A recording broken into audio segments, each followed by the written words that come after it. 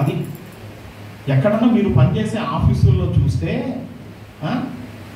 సింహాచలం అని పిలవకుండా ఇతడు క్రిస్టియన్ అని చెప్పినాను అనుకోండి, అది మీకు సాక్ష్యం. హరీష్ అర్థమవుతుందా? అది ఈరోజేమి నువ్వు డ్యూటీకి రానని అడిగినాను అనుకోండి, వాళ్ళే చెప్తారు ఆయన రాళ్ళు, ఆయన ఎవరు, ఆయన క్రిస్టియన్, ఆయన రాడు. ఆయన చిన్న అయినందుకు, హరీష్ అయినందుకు, సింహాచలం అయినందుకు, ఆనందం అయినందుకు కాదు. వాళ్ళు యేసుక్రీస్తు ప్రభునందు విశ్వాసం ఉంచినందుకు వాళ్ళు ఏమైనారు? యేసుక్రీస్తు ప్రభు యొక్క స్వరూపంలోనికి మార్చబడినారు. ఉపేక్షించుకునుట అంటే నేను కాదు, నేను కాదు. ఇది నంబర్ 1.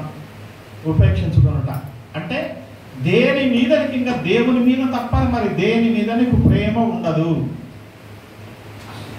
లోకము, ఇల్లు, బంగారు, ఆస్తిపాస్తులు, ఇక దేని మీద నీకు ధ్యాస ఉండదు. నీ ధ్యాస ఎక్కడ ఉంటుందంటే ప్రభు మీదనే ఉంటుంది. ఉపేక్షించుకోవడం అంటే అది. రెండవది వచ్చేసి నీ సిలువను నువ్వు ఎత్తుకోవాలి, ఎవరు వేరే వాళ్ళు మొయ్యరు. అమ్మ అర్థమవుతుందా? లాస్ట్ మన సిలువను ఎవరు మొయ్యాలి? వేరే వాళ్ళు మొయ్యాలా? మనమే. నీ సిలువను నువ్వే మోయాలి. అది ఎప్పుడు మోయాలి? నెలకి ఎన్నిసార్లు మోయాలి?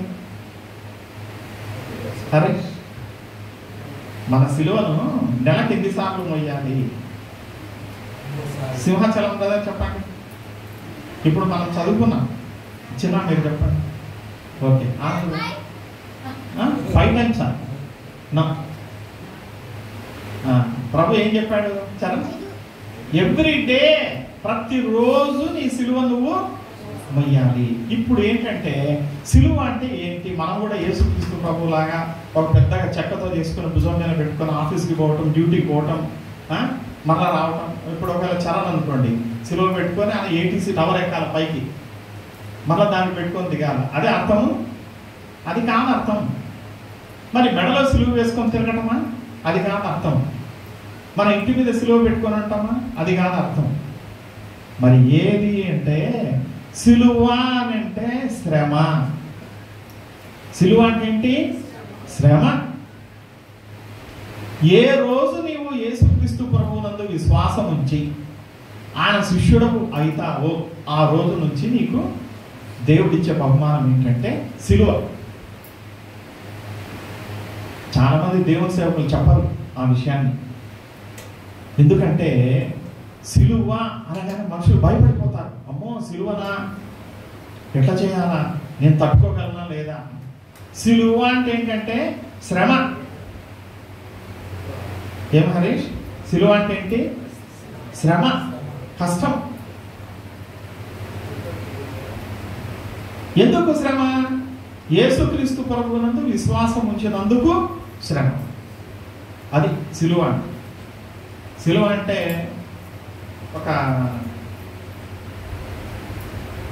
నేను వెళ్ళే మందిరం దగ్గర తిరుపతిలో ఒక సహోదరి ఉంది. ఆ సహోదరి చాలా పేద వ్యక్తి, కానీ నమ్మకంగా చర్చికి వస్తుంది.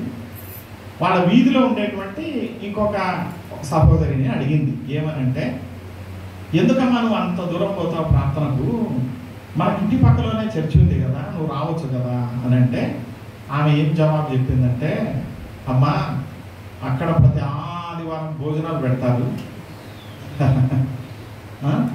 ఇక్కడ నువ్వు వెళ్ళే దాంట్లో కూడా పెడితే భోజనాలు నేను వస్తాను, ఇంకా 10 మందిని తెస్తానని చెప్పింది. కనుక సంఘాలు అంటే కొంతమంది ఏమనుకుంటారంటే భోజనాలు పెడతారేమో, ఏమన్నా ఇస్తారేమో. అది కాదు సిలువను ఎత్తుకోవటం అంటే. సిలువ అంటే నిన్ను నీవు నష్టపరుచుకోవటమే సిలువ. శ్రమలను అనుభవించడం సిలువ. భర్త వలన శ్రమ. భర్తలు యేసుక్రీస్తు ప్రభువును నమ్మిన వాళ్ళు ఉండరు, వాళ్ళు ఎన్నో శ్రమలు పెడతారు వాళ్ళ భార్యలు. అలాగే భార్యల వలన శ్రమ. మాట వినని భార్యలు ఉంటారు, వాళ్ళ వలన శ్రమ. అందుకని అన్నాడు, గయ్యాలైన భార్య దినమంతా పడుచుండు ఎలాంటిది ముసురు. సొలొమోను మహారాజు ఏమన్నాడంటే అది ఎడతెరిపి లేకుండా కురుస్తూ ఉంటుంది. మన విశాఖపట్నంలో అక్కడ ముసురులు ఏమి లేవు, రావు, పడతాయి, వెళ్ళిపోతాయి. ఈ కంటిన్యూస్గా పడతా ఉందనుకోండి, సన్నగా వర్షం, బయటికి పోలేము, లోపల ఉండలేము. కనుక గయ్యాలైనటువంటి స్త్రీలు, దుర్మార్గులైన భర్తలు, మాట వినని పిల్లలు, ఇవన్నీ సిలువలు. మన జీవితంలో దేవుడు ఇచ్చిన సిలువ. ఉద్యోగం చేసే దగ్గర శ్రమ. యేసుక్రీస్తు ప్రభువును నమ్ముకున్న వ్యక్తి ఎక్కడైనా ఉద్యోగం చేస్తూ ఉంటే, యేసును నమ్మని వారు వీళ్ళని ఏదో ఒక రకంగా ఇరికించి, ఏదో ఒక సమస్యలో, ఏదో ఒక ఇబ్బందిలో ఇరికించి వాళ్ళని హింసించడానికి ప్రయత్నం చేస్తారు. అక్కడ నీకు ఉద్యోగ సంబంధమైన సిలువ, ఇక్కడ ఇంటిలో సిలువ, కొన్నిసార్లు ఒంటిలో సిలువ. శరీరంలో అనారోగ్యతలు వస్తాయి, బాధలు వస్తాయి. సడన్ గా శరీరంలో ఏదో అనారోగ్యత వచ్చేస్తుంది. ఎంతమంది డాక్టర్లకు చూపించినా పోదు, వేదన, బాధ. ఈ మధ్యలో అయితే కొత్త కొత్త జబ్బులు వస్తున్నాయండి, అసలు మనం డాక్టర్లకి అంతుపట్టడం లేదు, అలాంటి జబ్బులు వస్తున్నాయి, ఉన్నట్టుండి వచ్చేస్తాయి. 4 సంవత్సరాల క్రితం మన దేశమంతా విలవెల్లాడిపోయింది. ఏ జబ్బుతో? కరోనా కదా. ఎక్కడ చైనా నుంచి వచ్చిందంట మనకు తెలియదు. కుప్పలు శవాలు పడిపోయినాయి. ఒక్కొక్క సూది 50,000 ఇంజక్షన్. జనాలు వేయించుకోలేక, పేద ప్రజలు వేయించుకోలేక చనిపోయినారు చాలా మంది. ప్రేమైన వాళ్ళారా, సిలువ ఏ రకంగా అయినా రావచ్చు. అందుకని అంటాడు, నీవు నీ సిలువను ఎత్తుకొని నన్ను వెంబడించాలి. యేసయ్య చెప్పిన మాట ఏంటంటే, ఆయన మనకు మాదిరి, ఆయన చూపించినాడు మనకు, ఆయన మనకు చూపించినాడు. చూడండి, గలతీ పత్రిక 2:20. గలతీ పత్రిక 2:20. గలతీ పత్రిక 2:20. Charan, Galatians chapter 2 verse 20. Galatians. జన్మే, నీ దగ్గర తెలుగు బైబిల్ ఉందా, ఇంగ్లీషా? తెలుగా? ఓకే. నేను క్రీస్తుతో కూడా సిలువ వేయబడి ఉన్నాను. ఇకను జీవించువాడు నేను కాను, క్రీస్తే నా యందు జీవించుచున్నాడు. కనుక ఇక్కడ పౌలు భక్తుడు చెప్తున్నాడు, నేను క్రీస్తుతో కూడా సిలువ వేయబడి ఉన్నాను. యేసు క్రీస్తునందు విశ్వాసం ఉంచిన బిడ్డలందరూ మన ప్రభువు ఎట్లా శ్రమ పొందినాడో మనము కూడా ఈ లోకంలో ఆ విధంగా శ్రమ పొందాలి, పొందుతాము. మనం పొందినప్పుడే శిష్యులం అవుతాం, ఇలాంటి కాము. ఎవరైతే శ్రమలకు భయపడతారో, ఎవరైతే శ్రమలు పొందడానికి ఇష్టపడరో, వారు యేసుక్రీస్తు ప్రభు యొక్క ఇచ్చేటువంటి ఫల సంబంధమైన, పరలోక సంబంధమైన, నిత్యమైన ఆశీర్వాదములను, బహుమానములను పొందలేరు. అది గమనించాలి. గలతీ పత్రిక 6:14. గలతీ పత్రిక 6:14. ఇక్కడ ఇంకో మాట మనం చూస్తూ ఉన్నాం. అయితే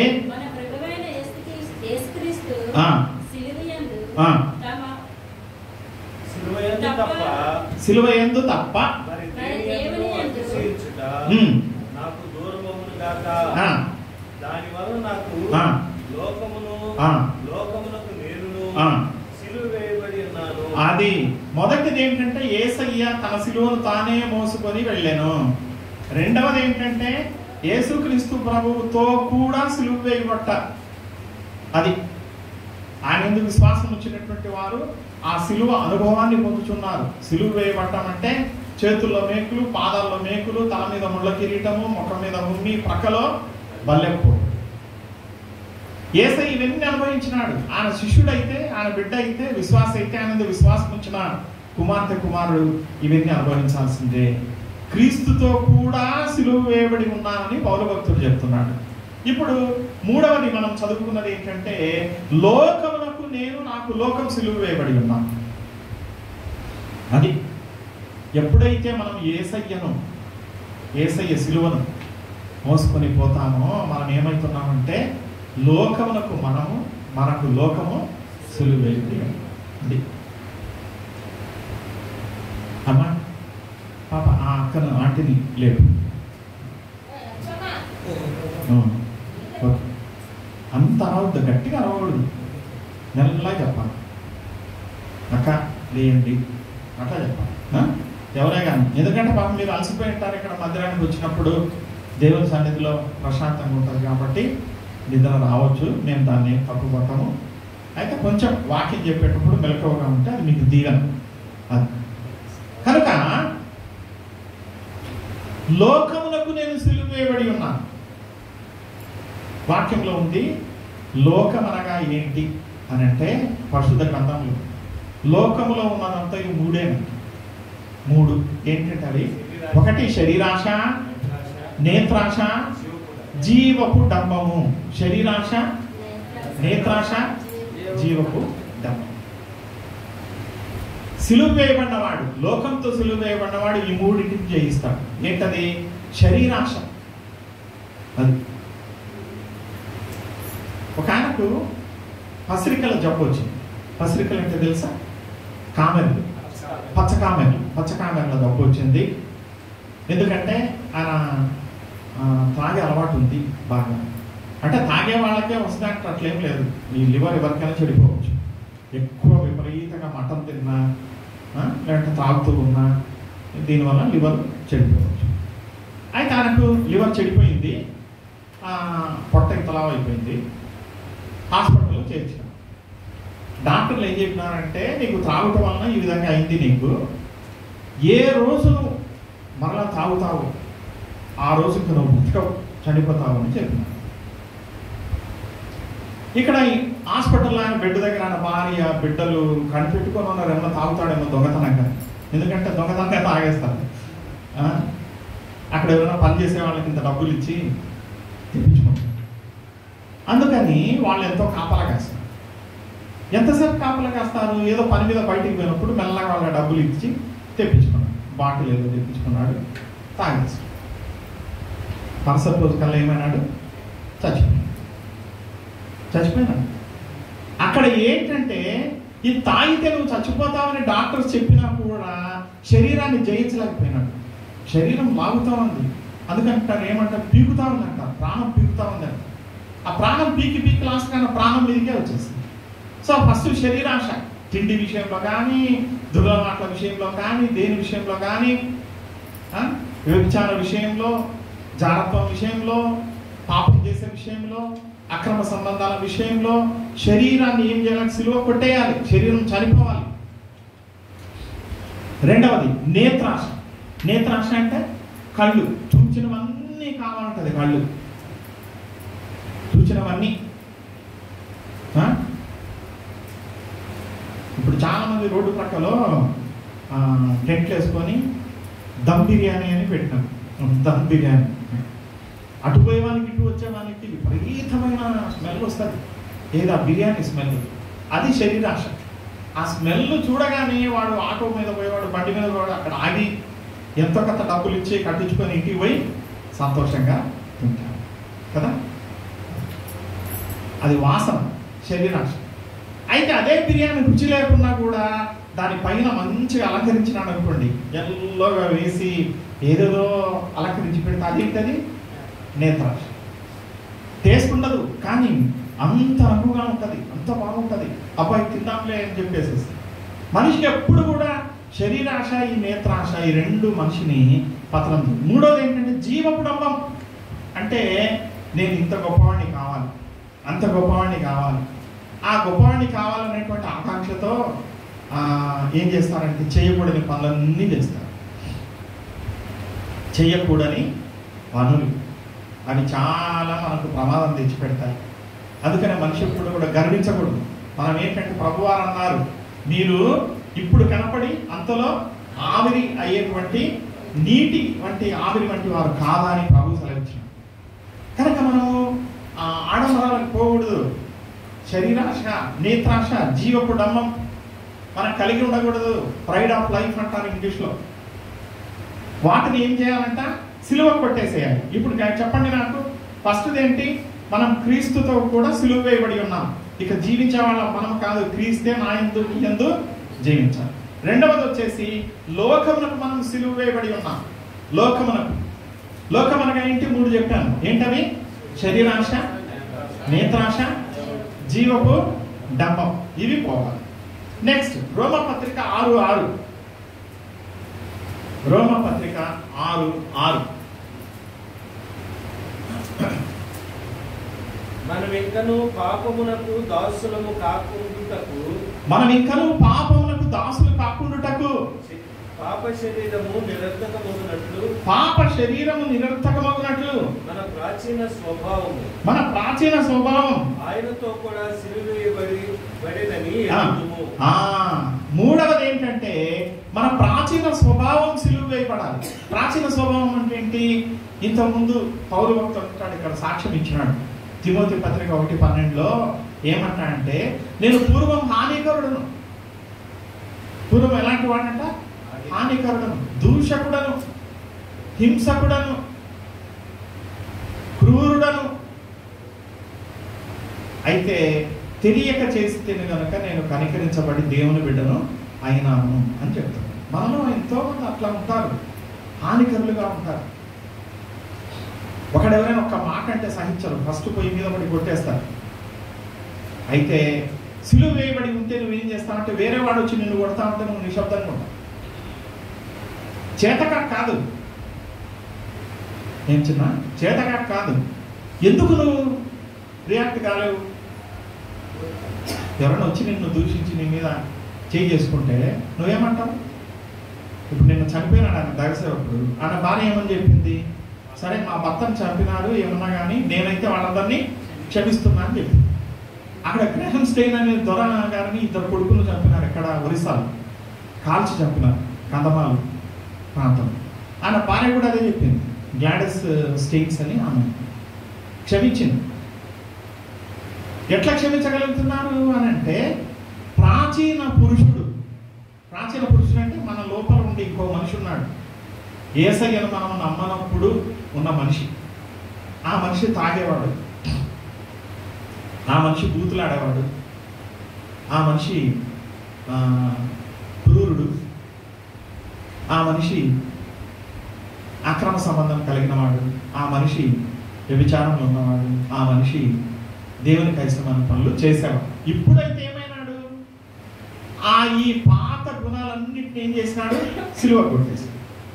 అది సిలువ కొట్టడం అంటే ఏంటంటే, ఇంకా నువ్వు బయటికి రాను దాంట్లో నుంచి. కొట్టబడినావు, మేకులతో కొట్టబడినావు. నీ ప్రాచీన పురుషుడు ఏమైనా అంటే కొట్టబడినాడు.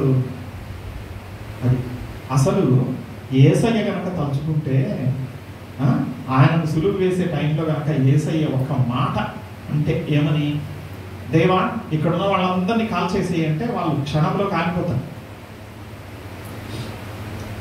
ఒకవేళ అడిగుంటే తండ్రి దూతల్ని పంపించు అన్నాను అనుకోండి, 12 వ్యూహముల దేవదూతలు వస్తారంట యేసయ్య కనుక తీస్తే. ఒక వ్యూహంలో 6,000 మంది ఉంటారు. 12 వ్యూహాలంటే 72,000 మంది దేవదూతలు యేసయ్య కనుక పిలిస్తే వచ్చి మొత్తం సకల ప్రపంచాన్ని నాశనం చేసేస్తారు. కానీ ఆయన ఏం చేసినట్ట, మన కొరకై ఆయన పిలవలేదు. మౌని ఆయను అని యెషయా 53లో, ఆయన వరకు తేయబడు గొర్రె పిలవలే మౌని ఆయన, మౌనంగా ఉన్నాడు. ఈరోజు నువ్వు శిష్యునివి అయితే 3 కేటగిరీస్ చెప్పాను కదా. ఫస్ట్ ఎవరు? ఫస్ట్ కేటగిరీ అవిశ్వాసం, 2వ కేటగిరీ విశ్వాసం, 3వ కేటగిరీ శిష్యుడు. పాప నువ్వు చెప్పమ్మా, ఎవరొస్తున్నాడు కదా నువ్వు చెప్పు. మొదటి కేటగిరీ ఏంటి? ఫస్ట్ గ్రూప్ అవిశ్వాసులు కదా, అన్బిలీవర్స్.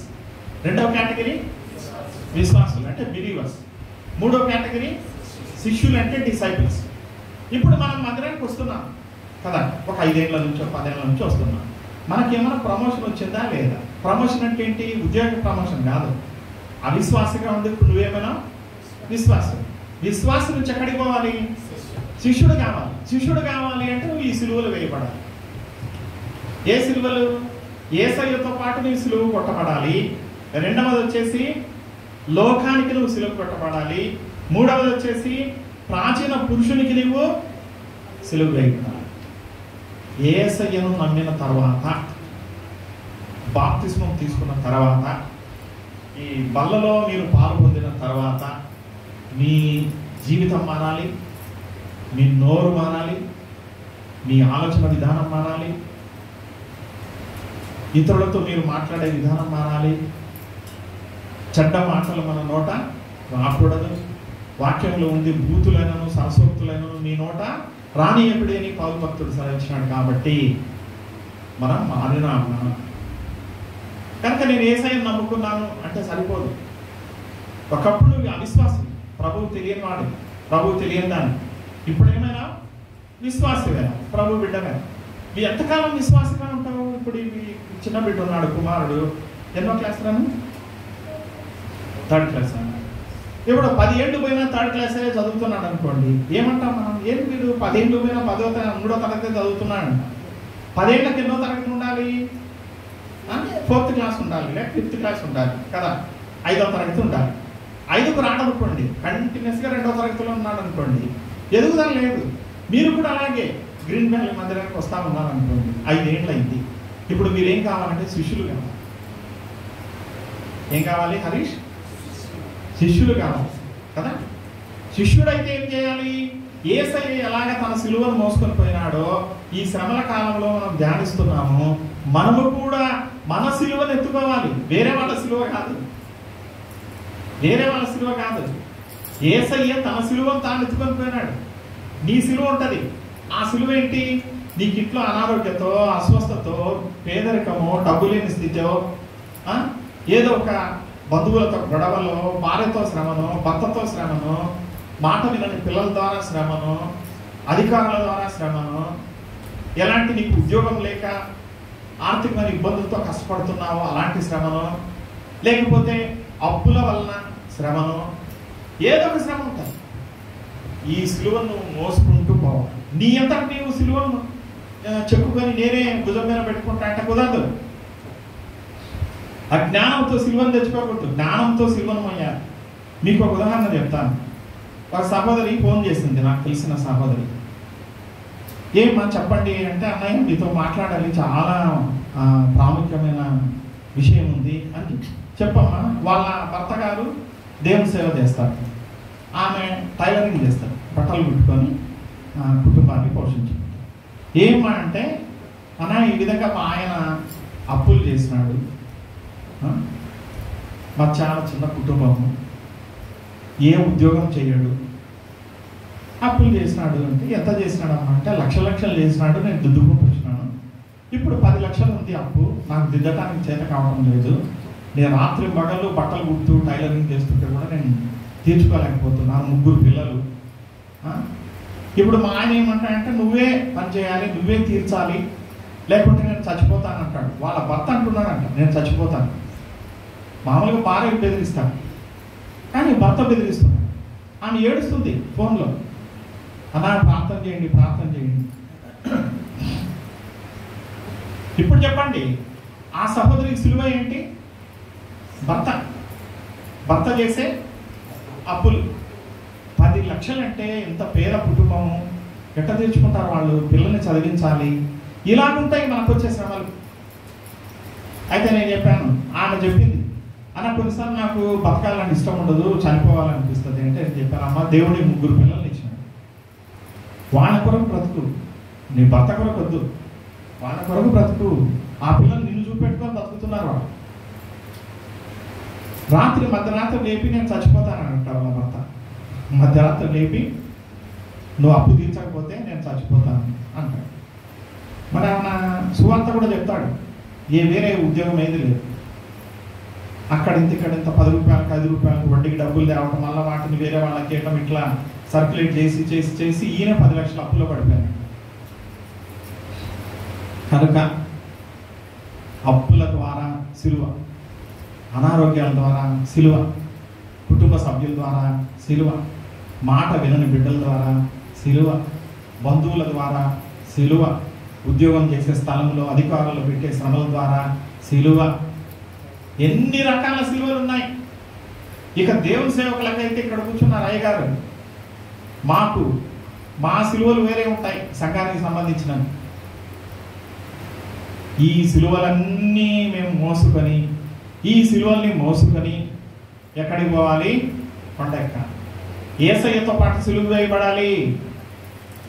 శ్రమల కాలం అంటే ఊరికే శ్రమలను గురించి చెప్పుకోవటం కాదు. నిన్న దైవ సేవకుడు హతసాక్షి అయిపోయినాడు ప్రభు కొరకే. చెప్పినాడు, వాక్యం ఖండించినాడు, ధైర్యంగా బోధించినాడు, శత్రువు కనిపెట్టినాడు, దెబ్బ వేసేసి ప్రభు కొరకై సిలువ మరణము పొందినాడు. అదే ఆయనకు సిలువ, సువార్త చెప్పినందుకు ప్రభు కొరకు జీవించినందుకు. ఈరోజు మన జీవితంలో మనం మన సిలువను ఎత్తుకొని చూడండి, 3 మాటలు అక్కడ. తను తాను ఉపేక్షించుకొని, రెండవది తన సిలువను ఎత్తుకొని ప్రతి దినము వెంబడింపగలను. ఒకరోజు కాదు. మనం ప్రేయర్కి వచ్చేదేమో ఒకరోజే. ఎప్పుడు వారంలో ఆదివారం వస్తాము, లేకుంటే శుక్రవారం వస్తాము. వస్తుంటావా శుక్రవారం? రావా? స్కూల్కి వెళ్తామా? Okay, very good. కనుక ప్రభు అంటాడు, ప్రతి దినము నన్ను వెంబడించాలి, ప్రతి దినం వెంబడించాలి. ప్రియమైన దేవుని బిడ్డ, మరి ఎలా వెంబడించాలి? ఎలా వెంబడించాలి? మన ప్రేమ ద్వారా ఇతరులకు ప్రభువును చూపించాలి. అది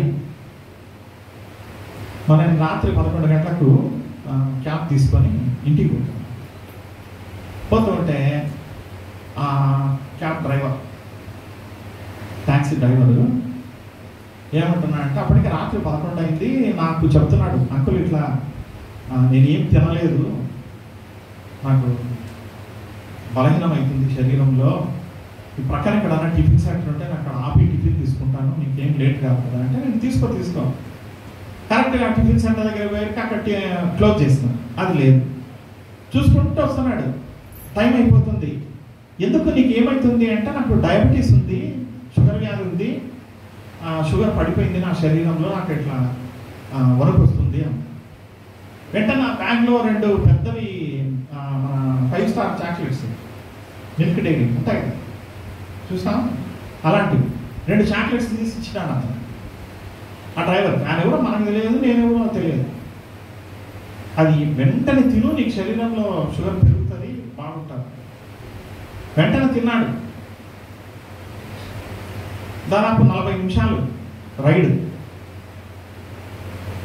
ఇంటికి పోయే లోపల తన ఆరోగ్య పరిస్థితి, తన ఉద్యోగ పరిస్థితి, తన కుటుంబ పరిస్థితి అన్నీ చెప్పేసినాడు. నేనెవరు, ఆయన ఎవరు కదా. మనము కొంచెము ప్రేమ చూపిస్తే మనుషులకి వాళ్ళు ఎంతో సంతోషపడతారు. కొన్నిసార్లు మన చాక్లెట్స్ పోవచ్చు, మన డబ్బులు పోవచ్చు, మన టైం పోవచ్చు. అదే మన సిలువ. దేవుని సేవకులకైతే ఎప్పుడు ప్రతిరోజు సిలువనే. వారు ఏ నిమిషం ప్రభు కొరకు జీవించాలి. విశ్వాసులు ప్రతిరోజు ప్రభు కొరకై జీవించాలి. కనుక 3 రకములైన సిలువలు ఇక్కడ మనం చూస్తాం. మొదటిది వచ్చేసి యేసయ్య తన సిలువను తానే మోసుకొని వెళ్ళాను. రెండవది వచ్చేసి విశ్వసించినటువంటి వాడు తను తాను ఉపేక్షించుకొని క్రీస్తుతో కూడా సిలువ వేయబడవలెను. మూడవది వచ్చేసి మనము లోకము మనకు ఏం కావాలి? సిలువ వేయబడాలి. నాలుగవది వచ్చేసి చెప్పండి, ప్రాచీన పురుషుడు అంటే పాత పురుషుడు. అదే చిన్నగా నువ్వు బాప్తిస్మం తీసుకున్నావా? నీకు పేరు మార్చారా బాప్తిస్మం తర్వాత? సియోను. ఓకే, అంటే సియోను రాజు అట్లా. ఓకే, అంతకుముందు చిన్న. కానీ ఇప్పుడు ఏమైనాడు? బాప్తిస్మం తీసుకున్న తర్వాత చిన్న పోయి ఏమైనాడు? సియోన్ అని కదా. చిన్న అనే పేరుతో నువ్వు ఉన్నప్పుడు నువ్వు వేరే మనిషివి. నీ ఆగ్రహం వేరే, నీ కోపం వేరే, నీ ఆవేశం వేరే, మనుషులతో నువ్వు ప్రవర్తించేది వేరే. ఇప్పుడు ఏ సైన్ నమ్ముకొని నువ్వేమైనా సియోన్ అయినా. సియోన్ అయినాక నీ జీవితము వేరే, నీలో నెమ్మది వచ్చేసింది. ఎగ్జాంపుల్ చెప్తున్నా. అట్లాగే ప్రాచీన పురుషుల్ని సిలువ కొట్టాలంటాడు. అంటే మన పాత పురుషుడు, పాత చిన్న, పాత హరీష్, పాత సింహాచలం, పాత ఆనందం, పాత చరణం సిలువ కొట్టి కొత్తగా మనం బ్రతకాలి. అది అలా బ్రతకాలి అన్నప్పుడు బ్రతికితే మనం ఏమవుతామంటే ఆత్మీయంగా మనం స్టెప్ బై స్టెప్ వెళ్ళిపోయినట్టు. ఫస్ట్ ఏంటి చరణ్? మళ్ళీ చెప్పు. ఫస్ట్ ఏంటి? ఫస్ట్ స్టేజ్ అవిశ్వాసులు. బాగా గుర్తుపెట్టుకో. ఈసారి మళ్ళీ నేను వస్తే నేను అడుగుతాను. బాగా గుర్తుపెట్టుకో. అవిశ్వాసులు అంటే అన్బిలీవర్స్, అంటే వాళ్ళు నమ్మని వాళ్ళు, తెలుసు ప్రభు గురించి నమ్మరు. రెండవ కేటగిరీ ఏంటి? విశ్వాసులు అంటే మనం. మూడవ కేటగిరీ ఏంటంటే శిష్యులు. శిష్యులు కావాలంటే చాలా కష్టం, చాలా కష్టం. ఇప్పుడే నాలాగా లేకపోతే అయ్యగారు లాగా ఇట్లా జీవితాన్ని త్యాగం చేసుకొని దేవుని సేవ చేస్తుంటారు చూడండి, వాళ్ళు శిష్యులుగా చేర్చబడ్డ గుంపులో ఉంటారు. ఆ శిష్యులు ఏం చేయాలి అంటే 3 పనులు చేయాలి. ఒకటి, తన్ను తాను ఉపేక్షించుకోవాలి. నేను కాదు. గొప్ప దైవజనుడు ఉన్నాడండి, ఆయన పేరు లేడు, ఆయన భక్త సింగ్ గారు అని, గొప్ప దైవజనుడు, సిక్కు మతస్థుడు. ప్రభు నమ్ముకున్నాడు, కోట్ల ఆస్తి వదిలిపెట్టేసినాడు, భార్య వదిలిపెట్టేసింది, పిల్లలు వదిలిపెట్టేసినారు. చెన్నైకి వచ్చి అక్కడ దేవుని సంఘాన్ని ప్రారంభించి, అక్కడి నుంచి హైదరాబాద్ వచ్చి అక్కడ దేవుని సంఘాన్ని ప్రారంభించి 15,000 చర్చిలు కట్టినాడు. 15,000 చర్చిలు అంటే చిన్న విషయం కాదు. ఎందుకు కట్టగలిగినాడు? తాను ఏమైనాడు? ఉపేక్షించుకున్నాడు. రెండవది, సిలువను ఎత్తుకొని పోవాలి. తన సిలువ, నా సిలువను నేను, నీ సిలువను నీ సిలువను. మూడవది వచ్చేసి ఏంటి? ప్రతిరోజు ఆయన్ని వెంబడించాలి. ప్రియమైన దేవుని బిడ్డలారా, గ్రీన్ వ్యాలీ సంఘంలో ఉండే విశ్వాసులారా, దేవునికి స్తోత్రము. మనం చిన్న మందగా ఇక్కడ ఉన్నాం, చిన్న గుంపుగా, అయినా పర్వాలేదు. ఎందుకంటే ఈ వాక్కుల చేత మీలో ఎంతమంది అయితే దీవించబడి ఉంటారో ఆ దీవెనే చాలు. మీరు దీవించబడితే ఎంతమంది దీవించబడినారు ఈరోజు చేయి చూపండి. దేవునికి స్తోత్రం. హల్లెలూయా. చాలు. అక్కడ సుకారు అనే గ్రామంలో బావి దగ్గర ఒక్క స్త్రీనే దేవుడు యేసయ్య వాక్యం చెప్పింది. ఎవరు ఆ స్త్రీ చెప్తారు? సమరయ స్త్రీ. ఒకే స్త్రీ నీళ్ళ కొరకు వచ్చింది బావి దగ్గరికి మిట్ట మధ్యాహ్నం 12 గంటలకు. అప్పుడు ప్రభు ఆమెకు వాక్యం చెప్పింది. కనుక మనము యేసయ్య జీవపు బావి ఊట దగ్గర ఇక్కడ చేరినాం. మనం ఇప్పుడు ఒకరమా ఇద్దరమా కాదు, ప్రభు మనతో మాట్లాడుతూ ఉంటాడు. ఈరోజు మాట్లాడినాడు, చెప్పిన నాతో కూడా మాట్లాడుతున్నాడు ప్రభు.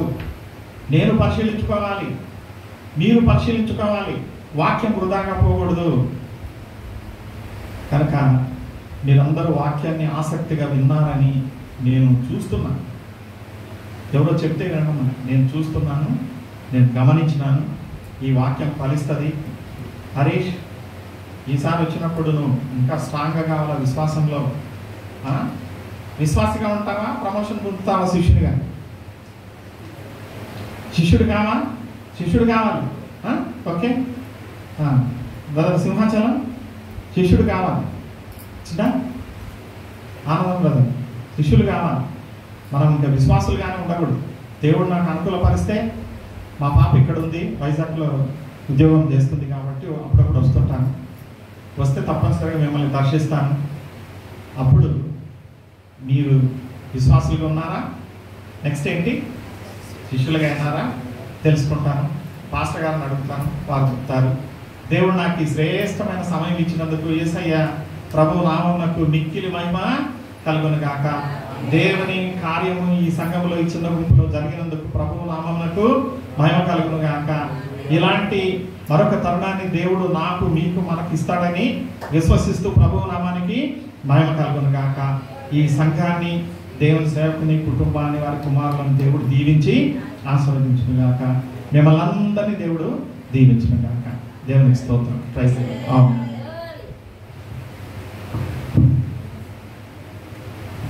దేవునికి మహిమ కలుగును గాక. హల్లెలూయా, హల్లెలూయా. మంచి వర్తమానం విన్నామా? దీవించబడ్డామా? మన 2 చేతుల ఆకాశం